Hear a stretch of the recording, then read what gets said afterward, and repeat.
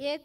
भूमिहीन सुकुम्बासी, दलित, मुक्त हलिया, हरवा चरवा, कमलरी लगायत पिछडिएका र सीमान्तकृत वर्गको भूमि र भूमि स्रोतमा पहुँच पुर्याउने र अव्यवस्थित बसोबासीको व्यवस्थापन गर्ने। 2. भूउपयोग व्यवस्थित गरी उत्पादकत्व र आर्थिक वृद्धि हासिल गर्ने, जग्गालाई उपयोगविहीन र बाँझो रहन नदिने। 3. सरकारी, सार्वजनिक, गुठी लगायतका जग्गाको व्यवस्थित लगत तयार गर्ने, त्यस्ता जग्गाको अतिक्रमण हुन नदिने र समुचित उपयोग सुनिश्चित गर्ने। 4. सोबासी, गाउँ बलद, बाल बिटौरी, उखडा, बिर्ता लगायत दर्ता हुन छुट भएका र द्वन्द्वको क्रममा भूमि लगत नष्ट भएका जग्गाको आधुनिक प्रविधि मार्फत शुद्ध विश्वसनीय नाप जाँच गर्ने, जग्गा प्रशासनलाई सरल, सहज र पारदर्शी तुल्याई भूसेवा केन्द्र मार्फत अनलाइन प्रविधिबाट सेवा प्रवाह सुनिश्चित गरी सुशासनको अनुभूति दिलाउने। 5. अन्तर्राष्ट्रिय सिमानाको शुद्ध नाप नक्साङ्कन, अभिलेख संरक्षण, व्यवस्थापन गर्ने। 6. सहकारी क्षेत्रमा सुशासन कायम गरी सहकारीलाई उत्पादन वृद्धि, रोजगार सिर्जना र समृद्धिको साधनको रूपमा परिचालन गर्ने। 7. गरिब घर परिवार पहिचान गरी राज्य सुरक्षा परिचय पत्र प्रदान गर्ने एवं गरिब लक्षित विशेष कार्यक्रमहरू सञ्चालन गरी गरिबी निवारण गर्ने। सम्माननीय सभामुख महोदय, समृद्ध नेपाल सुखी नेपालीको राष्ट्रिय अभिष्ट प्राप्तिको दीर्घकालीन सोचका साथ तर्जुमा भएको 15औं योजनामा समेत यी विषयहरूलाई विशेष प्राथमिकताका साथ उल्लेख गरिएको छ। अब म क्रमशः यी विषयहरूको सन्दर्भमा मानिसको चासो सम्बोधन गर्ने प्रयास गर्नेछु। भूमिहीन सुकुम्बासी, दलित, अव्यवस्थित बसोबासी लगायत सीमान्तकृत व्यक्ति, समूह, परिवारको भूमिमाथिको अधिकार स्थापित गर्ने र यस समस्याको दिगो समाधान गर्ने उद्देश्यले भूमि सम्बन्धी समस्या समाधान आयोगको गठन भई काम सुरु भइसकेको छ। यस सन्दर्भमा विगतमा पनि केही काम भएको र विगतका ती अनुभवहरूबाट पाठ सिकेर हामी यसैलाई अन्तिम आयोग मानेर यो समस्यालाई सदाको लागि समाधान गर्ने गरी काम गर्दैछौँ। यसको लागि विद्यमान भूमि सम्बन्धी ऐनमा 8औं संशोधन गरी नियमावली तयार भई मन्त्री परिषदमा छलफलमा सुरु हुने अवस्थामा रहेको र आवश्यक कार्यविधि समेत तयार भइसकेको छ। स्थानीय तह र प्रदेश सरकारको समेत सहभागितामा प्रत्यक्ष रूपमा जनस्तरमा गई विस्तृत छानबिन गरी स्थानीय तहको सिफारिस र अत्याधुनिक हवाई फोटो वा भू उपग्रह चित्र प्रविधिको समेत प्रयोग गरी वास्तविक सुकुम्बासीहरूको पहिचान, सत्यापन, प्रमाणीकरण, अभिलेखन पश्चात मात्र जग्गा उपलब्ध गराउने र अन्य व्यवस्थापन गर्ने भएकोले निष्पक्ष र पारदर्शी रूपमा छिटो छरितो कार्य सम्पादन हुने अपेक्षाका साथ मन्त्रालय अगाडि बढेको छ। लामो समय अघि मुक्त गरिएका कमैया, हलियाहरूको पुनर्स्थापनाको कार्य लगभग सम्पन्न गरिएको छ। केही छिटफुट रूपमा बाँकी रहेका मुक्त कमैया, मुक्त हलियाहरूको पुनर्स्थापना कार्य स्थानीय तहबाट नै सम्पन्न गरी आय आर्जन, रोजगारी र जीविकोपार्जनको कार्यलाई प्राथमिकता दिने गरी आगामी वर्षका कार्यक्रमहरू सञ्चालन हुनेछन्। सम्माननीय सभामुख महोदय, भूउपयोग व्यवस्थापन एवं जग्गा बाँझो र उपयोगविहीन रहन नदिने सम्बन्धमा पनि मान्य सदस्यहरूको चासो र चिन्ता व्यक्त भएको पाइयो। यस विषयमा सम्बोधन गर्न भूउपयोग ऐन लागू भएको र सोको कार्यान्वयनको लागि भूउपयोग नियमावली मन्त्री परिषदमा पेश भएको छ। यसबाट स्थानीय, प्रदेश र सङ्घीय भूउपयोग आयोजनाहरू तर्जुमा हुने, कृषियोग्य जग्गाको संरक्षण हुने, जग्गा बाँझो रहन नदिने, खाली जग्गाको उचित उपयोग गर्ने, जग्गाको कित्ताकाट लगायतका विषयमा रहेको दुविधाहरू अन्त्य हुनेछ। जग्गाको चक्लाबन्दी, सहकारी खेती जस्ता विषयहरू कार्यान्वयन र नियमन गर्न सकिनेछ। त्यसका साथमा जग्गाको उपयोगबाट उत्पादन वृद्धि हुने र आर्थिक समृद्धिमा पुग्न सभाग पुग्नेछ। अहिलेसम्म 551वटा स्थानीय तहको भूउपयोग नक्सा र डाटाबेस तयार गर्ने कार्य सम्पन्न भएको छ भने बाँकी स्थानीय तहहरूको नक्साङ्कन डाटाबेस यसै आर्थिक वर्षमा तयार गरी स्थानीय तहलाई हस्तान्तरण गर्ने गरी कार्यक्रम र बजेट तहमा गरिएको छ। जग्गा बाँझो र उपयोगविहीन रहन नदिन र खाली जग्गाको उचित उपयोग सुनिश्चित गर्न यसै आर्थिक वर्षदेखि भूमि ब्याङ्कको अवधारणा कार्यान्वयनमा ल्याइएको छ। यो नितान्त नयाँ मौलिक र सृजनशील किसिमबाट अगाडि बढाउन खोजिएको छ। यसको लागि आवश्यक कानुनी व्यवस्था भइसकेको र यसको कार्यान्वयनको ढाँचा र कार्यविधि तयार गर्ने कार्य भइरहेको छ। यसबाट आफूले उपयोग गर्न नसक्ने जग्गा सम्बन्धित जग्गा धनीले भूमि ब्याङ्क समक्ष पेश गर्नुपर्ने र भूमि ब्याङ्क मार्फत उक्त जग्गा इच्छुक व्यक्तिले लिई उपयोगमा ल्याउन सक्ने व्यवस्था गरिएको छ। यस कार्यले जग्गा धनीले आफ्नो जग्गा उपभोगमा ल्याउन नसके पनि त्यसबाट केही लाभ प्राप्त गर्ने, उपभोग गर्ने व्यक्तिले जग्गाबाट उत्पादन लिई आय आर्जन र रोजगारी प्राप्त गर्ने र राज्यको उत्पादकत्व र खाद्य सुरक्षाको अवस्थामा पनि गिरावट नहुने भई सबै पक्षले लाभ लिन सक्नेछन्। कोभिड-19 पश्चात वैदेशिक रोजगारीबाट फर्किने युवाहरूलाई स्वरोजगार र कृषि उद्यमी बनाउन समेत भूमि ब्याङ्कले ठूलो सहयोग पुर्याउने विश्वास गरिएको छ। सम्माननीय सभामुख महोदय, सरकारी सार्वजनिक तथा गुठी जग्गाहरूको अतिक्रमण हटाई उक्त जग्गाहरूको संरक्षण, समुचित उपयोग र व्यवस्थापन गर्न गत आर्थिक वर्षमा नै उच्चस्तरीय आयोग गठन भई काम गरिएको ब्यौरा समेत सम्मानित सभा समक्ष राख्न चाहन्छु। सरकारले नीति तथा कार्यक्रम मार्फत घोषणा गरे अनुसार सरकारी सार्वजनिक जग्गामाथिको अतिक्रमण हटाइने र कब्जा भएका जग्गाहरू फिर्ता लिने गरी कार्य सुरु भएको छ। यस क्रममा करिब 500 बिघा जग्गा नेपाल सरकारको नाममा फिर्ता समेत गरिसकिएको छ। गुठी व्यवस्था र गुठी जग्गाको व्यवस्थापन सन्दर्भमा सयौँदेखि अभ्यास भई आएका विभिन्न धार्मिक सांस्कृतिक मूल्य मान्यता परम्पराहरूको संरक्षण, सम्वर्धन र विकास गर्दै मूर्त अमूर्त सम्पदाको संरक्षण गर्ने कार्यलाई मन्त्रालयले उच्च प्राथमिकतामा राखेको छ। यस सन्दर्भमा व्यक्त भएका सबै सरकारवालाहरूको राय, सुझाव, चासो र चिन्ताको उच्च सम्मान गर्दै गुठीको मर्म र भावनामा प्रतिकूल असर नपर्ने गरी र गरिब किसानहरूको हक र अधिकार सुनिश्चित हुने गरी सामाजिक न्याय कायम गर्ने, संविधानको भावना अनुरूप नै अगाडि बढ्ने गरी आवश्यक सुझाव सङ्कलन गर्ने विधेयकको मस्यौदा तयार गर्नका लागि सुझाव समिति गठन गरी काम सुरु भएको छ।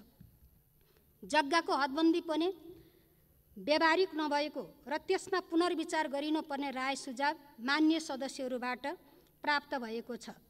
यस विषयमा मन्त्रालयको ध्यान आकर्षित भएको छ। यी सबै विषयहरू लगायत विगतमा पनि विभिन्न आयोगहरूबाट प्राप्त सुझाव सल्लाहको कार्यान्वयन गर्न भूमि व्यवस्थापनलाई आधुनिक युगको माग बमोजिम आमूल परिवर्तन गरी समय सापेक्ष र जनआकाङ्क्षा अनुरूप बनाउन विद्यमान भूमि सम्बन्धी छरिएर रहेका दर्जनौं ऐन कानुनहरूलाई समयानुकूल परिमार्जन गर्दै एकीकृत भूमि ऐनको मस्यौदा तयार गर्ने काम मन्त्रालयले अगाडि बढाएको छ। मान्य सदस्यहरूले पुनः नापी गाउँ ब्लक नाप नक्सा भएको स्थानको नापी सोभासी द्वन्द्वको क्रममा भूमि लगत नष्ट भएको, उखडा बिर्ता लगायत दर्ता छुट भएका जग्गाको शुद्ध तथा डिजिटल प्रविधिबाट नाप नक्सा हुनुपर्ने सुझाव दिनुभएको छ। यस विषयमा मन्त्रालयले आवश्यक व्यवस्था मिलाएको छ।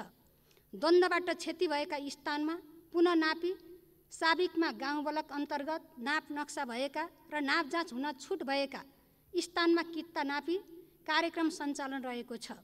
साथै देशभर आधुनिक तरिकाबाट डिजिटल प्रणालीमा पुनः नाप जाँच कार्य समेत भइरहेको छ। विकास निर्माणको लागि आवश्यक भूसूचनाहरू उत्पादन गर्न यस आर्थिक वर्षमा नाप नक्साङ्कनको अत्याधुनिक प्रविधि लाइडर प्रविधिबाट पृथ्वीको धरातलीय स्वरूपको नाप जाँच गर्ने कार्य भइरहेको छ। सरकारी स्तरमा पहिलो पटक भइरहेको यस किसिमको सर्वेक्षणबाट विभिन्न किसिमको नक्सा तयार गर्ने, बाढी पहिरो लगायत विपद अनुमान र सोको पूर्व तयारी गर्ने, सडक, रेलवे, सिँचाइ, जलविद्युत लगायत भौतिक पूर्वाधार विकास निर्माण कार्यको योजना तर्जुमा र लगत इस्टिमेट मूल्याङ्कन निर्माण लगायतमा सहयोग पुग्नेछ। यस वर्षमा पश्चिम तराई क्षेत्रको नाप जाँच कार्य सम्पन्न गरिनेछ। भूकम्पबाट क्षति पुगेका नियन्त्रण बिन्दुहरूको सञ्जाललाई मर्मत सम्भार र आधुनिकीकरण गर्ने कार्यक्रम समेत आगामी वर्ष सञ्चालन हुनेछन्। सम्माननीय सभामुख महोदय, नेपाल र नेपालीको राष्ट्रिय गौरवको प्रतीक सगरमाथाको सर्वेक्षण र उचाइ मापनको कार्य विगतमा विभिन्न राष्ट्रहरूले आफ्नै किसिमले गर्ने गरेको पाइयो। तर नेपालले अहिलेसम्म उचाइ मापन नगरेको कुरातर्फ ध्यान आकर्षित भई इतिहासमा पहिलो पटक आफ्नै स्रोत साधन र सिपबाट सगरमाथाको उचाइ मापनको फिल्ड कार्य सम्पन्न भएको छ। अब संगणना गरी वास्तविक उचाइको हिसाब निकट भविष्यमै घोषणा गर्ने तयारीमा रहेका छौँ। मान्यहरूबाट भूमि प्रशासनलाई व्यवस्थित गरी सूचना प्रविधिको प्रयोग गर्दै सरल सहज सेवा प्रवाह सुनिश्चित हुनुपर्ने सुझावहरू पनि प्राप्त भएका छन्। सूचना प्रविधिको उच्चतम प्रयोग गरी जग्गा प्रशासनमा सुशासन कायम गर्ने उद्देश्यसहित सबै मालपोत तथा भूमि सुधार कार्यालयहरूमा अनलाइन प्रविधि मार्फत सेवा सञ्चालन कार्य गरिनेछ। हालसम्म 108 कार्यालयमा उक्त सुविधा सुरु भएको छ।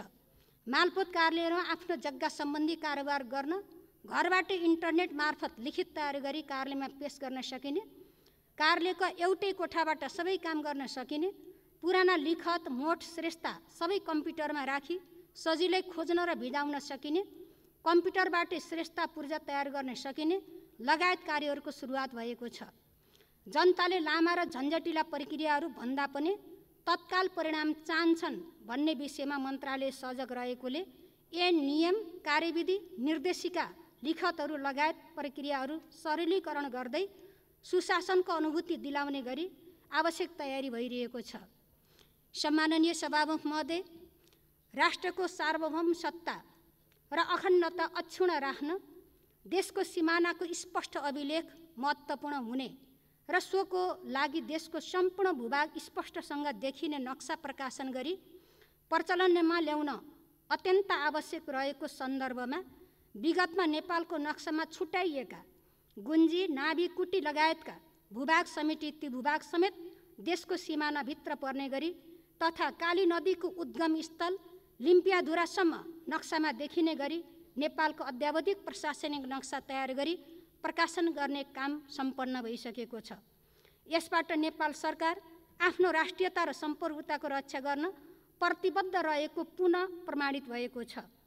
यसबाहेक अन्य स्थानमा समेत छिटफुट मात्रामा देखिएका सीमा सम्बन्धी समस्या समाधान गर्न दुवै देशका प्राविधिक सम्मिलित संयुक्त सीमा कार्य समूहले काम गरिरहेको छ। आगामी दिनमा भारत सरकारसँग द्विपक्षीय वार्ता र कूटनीतिक प्रयास मार्फत उल्लेखित स्थानहरूमा रहेको समस्या समाधान गर्न सरकार प्रतिबद्ध रहेको छ। सम्माननीय सभामुख महोदय, सरकारी क्षेत्रको सञ्चालन, व्यवस्थापन, सुशासनको अनुभूति हुने गरी सुधारको सुरुवात गरिएको छ। सहकारीबाट प्रवाह हुने कर्जाको ब्याजको सन्दर्भमा निक्षेप र कर्जा ब्याज दर बीचको अन्तर 6% भन्दा बढी नहुने व्यवस्था गरिएको छ। सहकारीलाई उत्पादन र उद्यमशीलतामा जाने गरी नीतिगत प्रोत्साहनका कार्यक्रमहरू सुरु गरिएका छन्। सहकारी ऐन र नियमावलीमा भएको व्यवस्था अनुसार नियामक तहबाट विशेष अनुगमन भइरहेको छ। नियमावलीमा भएको व्यवस्था अनुसार नै विभिन्न विषयगत सहकारी सङ्घ, राष्ट्रिय सहकारी महासङ्घबाट समेत नियमित अनुगमन भइरहेको छ। समान उद्देश्य भएका सहकारीहरूको एकीकरण प्रक्रिया अगाडि बढाउने व्यवस्था भएको छ। सहकारी क्षेत्रको व्यवस्थापन, सुदृढ सूचना प्रणाली स्थापना र विस्तृत अनुगमनको लागि हामीले सहकारीको अनुगमन प्रणाली कोकोमिस प्रणाली लागू गरी सम्पूर्ण सहकारीको तथ्याङ्क व्यवस्थित गर्ने कार्य सुरु गरिएको छ। सहकारीको माध्यमबाट गरिबी निवारणमा योगदान पुग्ने कार्यक्रमहरू सञ्चालन गरिनेछन्। विभिन्न कृषि उत्पादन र सोको बजारीकरणको लागि सहकारी मार्फत उचित अनुदान प्रदान गरिने कार्यक्रमहरू तर्जुमा गरी कार्यान्वयनमा लगिनेछ। सहकारीलाई स्थानीय आर्थिक संरचनाको रूपमा विस्तार र विकास गर्न सहकारी प्रवर्धन कोष स्थापना गरिएका छन् भने केही संरचनागत सुधारका कार्यहरू हुने क्रममा छन्। सम्माननीय सभामुख महोदय, गरिबी निवारणको क्षेत्रमा मन्त्रालयले 26 जिल्लाको गरिब घर परिवार सर्वेक्षण कार्य गरी गरिब पहिचान गर्ने कार्यलाई सम्पन्न भई परिचय पत्र वितरण गर्ने कार्य सुरु गरेको छ भने 23 जिल्लाको सर्वेक्षण तथा पहिचानको काम अन्तिम चरणमा पुगेको छ। 28 जिल्लामा गरिब घर परिवार सर्वेक्षण गरी परिचय पत्र वितरण गर्ने कार्य आगामी आर्थिक वर्षमा सम्पन्न गर्ने गरी कार्यक्रम तर्जुमा गरिएको छ। आगामी आर्थिक वर्षमा मन्त्रालयले गरिब लक्षित विशेष कार्यक्रमहरू सञ्चालन गर्ने तयारी गरेको छ। नेपाल सरकारमा विभिन्न विषयगत मन्त्रालयहरूबाट सञ्चालन हुने गरिब लक्षित कार्यक्रमहरू सञ्चालन गर्दा यस मन्त्रालयले छनौट गरेका गरिब घर परिवार र सो सम्बन्धी परिचय पत्र प्राप्त परिवारलाई प्राथमिकतामा राखी कार्य सञ्चालन गर्ने व्यवस्था मिलाइएको छ। सम्माननीय सभामुख महोदय, मान्य सदस्यहरूले रकम अपुग हुने विषयमा पनि चासो राख्नुभएको छ। यस विषयमा विषम परिस्थितिमा मानव जीवनको सुरक्षा सर्वप्रथम र अनिवार्य दायित्व हुने भएकोले अन्य कार्यहरू सञ्चालनमा सीमित स्रोत र साधनको समुचित उपयोग मार्फत आफ्ना कार्यक्रम सञ्चालन गर्नुपर्ने बाध्यता हामी सबैले बुझेका छौँ। जनताको प्रत्यक्ष सरोकार राख्ने नापी तथा मालपोत कार्यालयहरूको भौतिक अवस्था, सेवा प्रवाहको लागि नयाँ प्रविधि र पूर्वाधारहरूको विकास समेत गर्नुपर्ने आवश्यकता अनुसार बजेट विनियोजन गर्ने प्रयास भएको छ। तथापि केही कार्यक्रमहरू सञ्चालन गर्न बजेट नपुग हुने अवस्था पनि छ। यस विषयमा काम गर्दै जाँदा अपुग हुने रकम व्यवस्थापन गर्न अर्थ मन्त्रालयसँग समन्वय गरिनेछ। सम्माननीय सभामुख महोदय, अन्तमा मान्य सदस्यहरूले यस मन्त्रालयको विनियोजन विधेयकमाथि छलफलमा उठाउनुभएका विषयहरू र कार्यान्वयनका सन्दर्भमा दिनुभएका सुझावहरूले आगामी दिनका कार्यक्रम सञ्चालनमा सहयोग पुग्ने विश्वास लिएको छु। यसका लागि मान्य सदस्यलाई पुनः हार्दिक धन्यवाद भन्न चाहन्छु। धन्यवाद।